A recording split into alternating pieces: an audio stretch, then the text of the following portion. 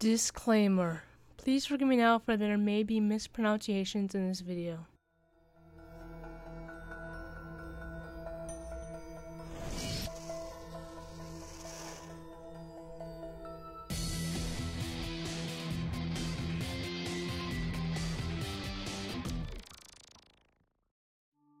The Lindworm, worm meaning snake, is a mythical creature in North and Central European folklore and lives deep in the forest. It traditionally has the shape of a giant serpent monster and often is seen as a sort of dragon.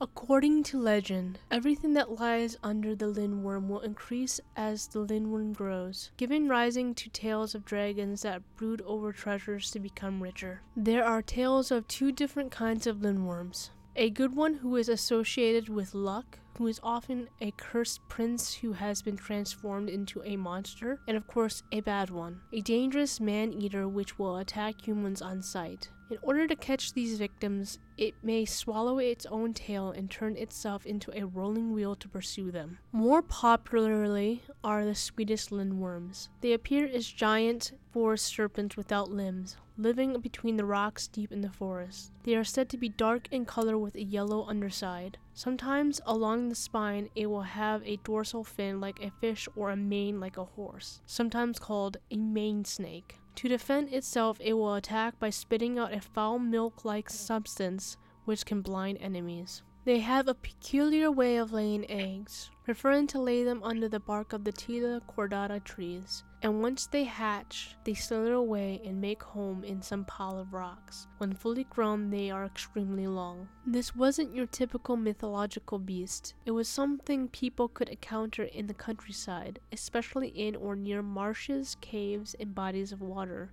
In 1885, a scientist and folklorist, Gunnar Olaf Hilton Cavelius, collected 48 first-person accounts, even one from a member of the Swedish parliament. Half the accounts claim multiple witnesses. Gunnar's informants described lindworms as 10 to 20 feet in length. The body of a lindworm is as thick as a man's thigh. His color is black with a yellow flamed belly.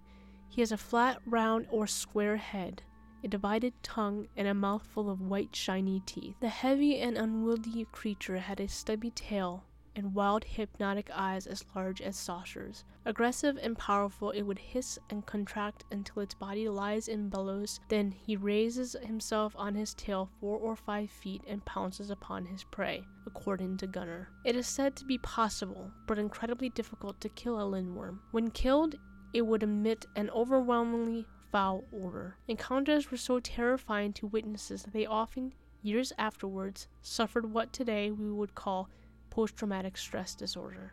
Gunnar offered a reward for a dead lindworm and found no takers. He would be the last scientist to take reports seriously. Lindworms are seen no more. In Central Europe, the lindworm resembles similarly to a dragon. It appears with a scaly serpentine body, a dragon's head, and 2 clawed forelimbs, sometimes with wings. However, it is implied that the lindworms don't walk on their 2 limbs like a wyvern, but move like a mole lizard, slithering like a snake using their arms for traction. An Austrian tale from the 13th century tells of a lindworm that lived near Klagenfurt. There was flooding that occurred along the river that threatened travelers, and soon they blamed the lindworm. A duke offered a reward to anyone who could capture it. Some young men tied a bull to a chain, and when the lindworm swallowed the bull, it was hooked like a fish and killed. There is also a legend that claims the shed skin of a lindworm is believed to greatly increase a person's knowledge about nature and medicine.